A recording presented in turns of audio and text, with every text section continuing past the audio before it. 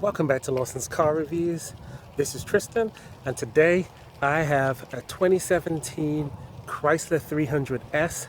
It is a V6 with all-wheel drive, and it comes with 300 horsepower and I believe 261 foot-pounds of torque.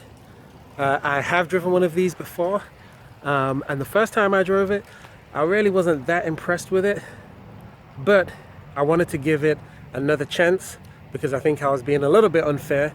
So let's see how this particular model does in the 2017, and let's give it a drive. You guys let me know what you think. What's good, YouTube? This hood is really light. Giddy up!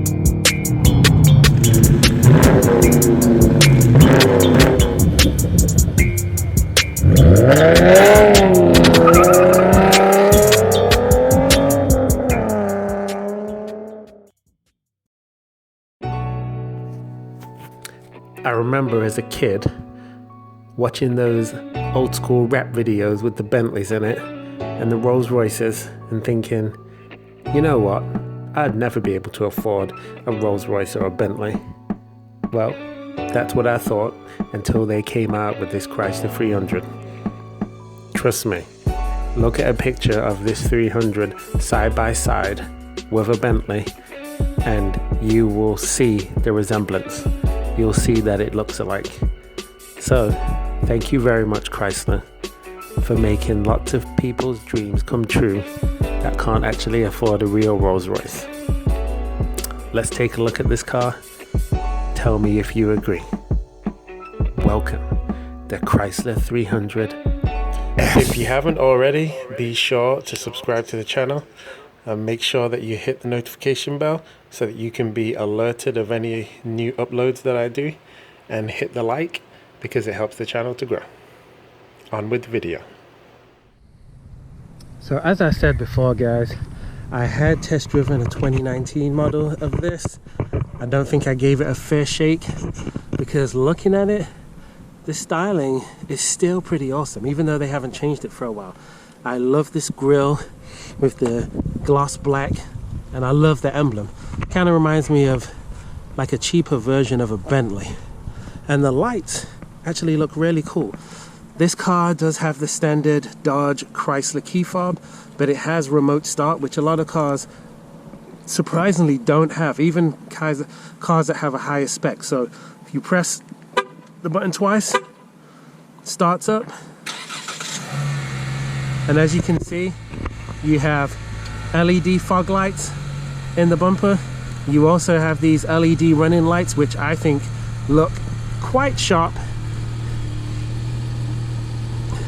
And as I said, even though the styling is kind of older, the car still has a real presence on the road. There's not really many other cars that actually look like this. You do have turn signals in the wing mirrors. As you can see, they light up. And you have blind spot monitoring in this particular model. The lines on the car are very basic, but I like it. Sometimes basic is good. The tire size is actually 235 on the width, 55 on the sidewall, which is this portion, how thick it is, and they're a 19-inch wheel. So you can get these with 20-inch wheels. And the car actually comes pretty well equipped. As you can see here, it's an all-wheel drive, and it has a really nice sound system, which you'll be able to see in just a moment. If you pop the trunk, which the button on the key fob allows that to lift, you can see it's a very good sized trunk. It's actually 16.3 cubic feet, so it's not quite as big as the Impala, which is like 18.4. But the Impala has one of the larger trunks in the car segment. You can see you get this sub in the back, and when you turn the radio up, it sounds really good. All-wheel drive too, and even though this is not the V8, it's still a decently quick car with 300 horsepower and 264 foot-pounds of torque. The seats are very nice plush leather. And in the back for the passenger, you do see that you get air vents plus 2 USBs, and you get this middle pocket that actually is decently soft with another storage area here in the middle. Now I'm going to go ahead and get in the back. The seat is all the way back in my driving position, but I want to show you something. Okay, even though this is a really large car, the leg room is minimal. So if it's a taller guy that you're sitting behind, you are gonna get crushed back here. That is not comfortable whatsoever. Oh my gosh. Let me go ahead and pop the bonnet for you so you can see what the car looks like under the hood. As I said, it's a V6. It's a 3.6 litre V6, so very common on the Chrysler Dodge platform. And another thing that's common on the Chrysler Dodge platform is this ugly engine cover.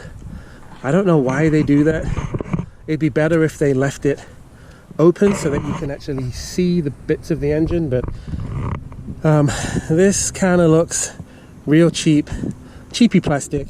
Good thing is you do get hood struts, and as I said, the car does make good power. It's 0 to 60 is 6.3 seconds, and for a car of this size, that is actually not bad at all. I will put the gas mileage and everything on the screen for you to see. Glove compartment is also a very good size, and you get 2 USBs in the armrest, and you get a 12 volt down there too. So it comes pretty well equipped. There is some cheap plastic, hard plastic, that you can feel on the door in general, but that's to be expected to a degree, because everything else in the car actually feels really nice. The doors open really wide, just like the Dodge Charger does, and the steering wheel is amazing. So the car does come with push button start, so you hold your foot on the brake, push that button right there, starts the car right up, and you get the same Uconnect system that you get in the Dodge Chargers and the Dodge Challengers, which is a really nice system. If you turn the radio up, weather powered by it goes super loud. It's a really loud system, very good quality. I'm not going to play it too long because then I might get like some kind of copyright strike. And you get quite a nice little clock, analog clock right here. You do get Apple CarPlay, Android Auto, and these gauges, the first time I drove this car I really didn't like them, but they've grown on me. So I do like them more than the first time that I saw this, but I do still like the style in the Dodge Charger a lot more. So you get these 2 analog gauges, and then you also get this digital gauge in the middle of the whole cluster. And the one thing that I don't like is I'm not a fan of this shifter. I prefer to have a regular automatic shifter, but a lot of car companies are going to this. This stuff here is cheap plastic. It's gonna scratch really easy. Cheap plastic around the radio.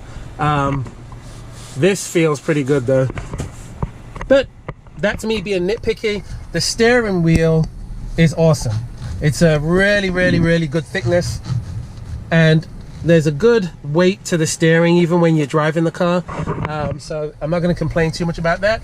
And then one of the other things that I absolutely love about this car is it has a full-on panoramic sunroof. So watch this. Slides all the way back, even goes all the way back to the passenger side, and the whole thing opens up.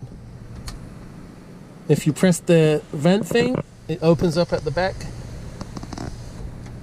So it actually, even though the car has an all black leather interior, it really brightens up the inside of the car, and just basically gives it a great feel and look. So the car actually has the ability to feel bigger than what it really is. Okay, let's get to the best part, which is, let's go ahead and take this car for a quick spin. So, this is not the first time I've driven a Chrysler 300. I have driven a regular Chrysler 300, an older version, a couple of them. I've driven 2 Chrysler 300Ss with the all-wheel drive, and I have also driven another Chrysler 300 that had the 5.7 V8 Hemi in it. So I'm pretty familiar with these cars and how they feel. One thing is, if you're comparing it to the Dodge Charger, which is kind of built on the same chassis, this particular car, the seats they're nice leather, but they're not as bolstered as the ones that come in the Dodge Charger, which they're kind of a sportier seat, where this is a bit more of a luxury seat. It's made for a big guy. I mean, if you weigh a lot, this car would probably be comfortable for you, because you can slide around in the seat and you don't feel like you're being hugged in every single second. The acceleration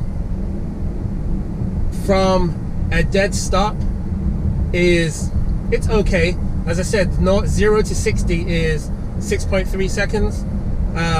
If you compare that to, say, like a Subaru or an Audi that also have all-wheel drive systems, those cars get off the line a lot quicker. This is a big, heavy car. I'll put the weight on the screen so you can see, but it's a really heavy car, so it does struggle to get off the line quick. But once you're moving, you can then put your foot down and you get some good get up and go. So as I said, 300 horsepower is nothing to laugh at. It might not be the quickest car in the world, but this is a large luxury family size sedan, so it's not really made to be super sporty. If you want something sporty, then what you want to do is you want to drive the V8 version. Okay, I'm going from a dead stop. Let's go.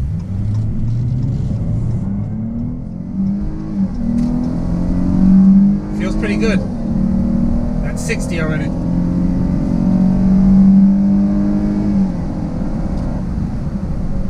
Ooh, that's not bad. And if you notice, okay, that feels good. The steering wheel feels awesome. It has really big, large 10 and 2 notches, and I really like that. And the thickness of the steering wheel is perfect. The shifters,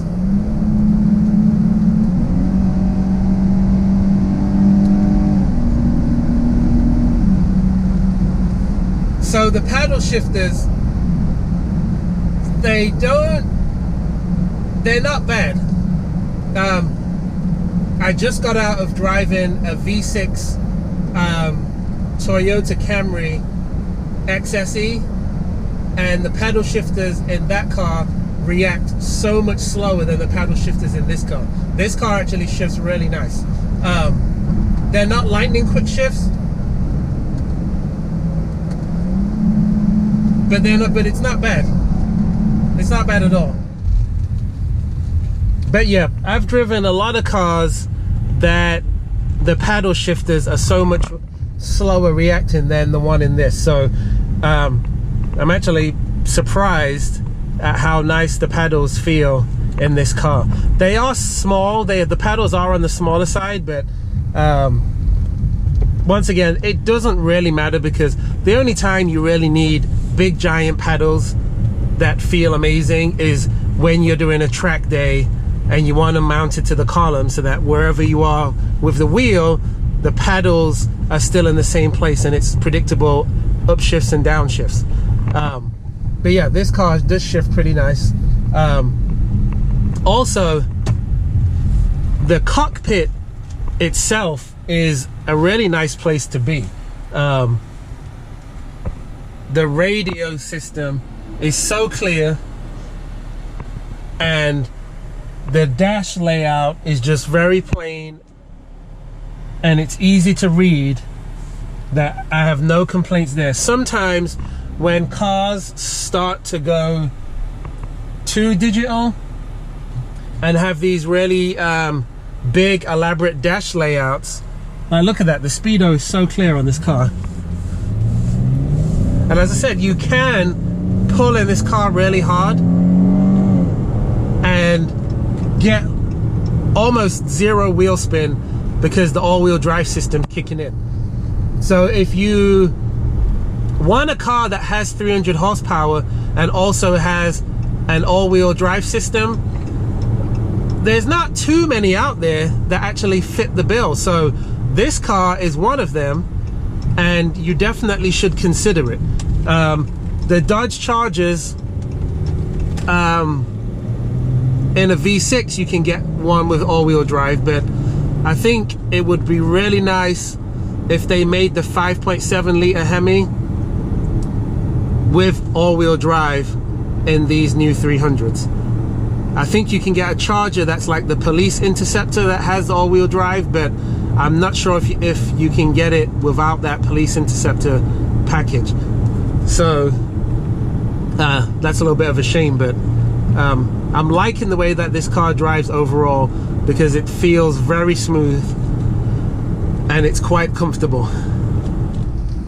Anyway guys, that's the video for today. Let me know what you think of this Chrysler 300. I know it's a 2017, but honestly, the 17 to 2020 are pretty much exactly the same. They've done very few updates to this vehicle, and one of the reasons I feel like that's the case is because they don't need to. It's a good car without having lots of updates every few years. But let me know what you think of it. If you own one, how do you like the ownership? How reliable is it? Is there a car you wish you would have got over it? Let me know what you think of the video. Leave your comments. Make sure you subscribe to the channel if you're new.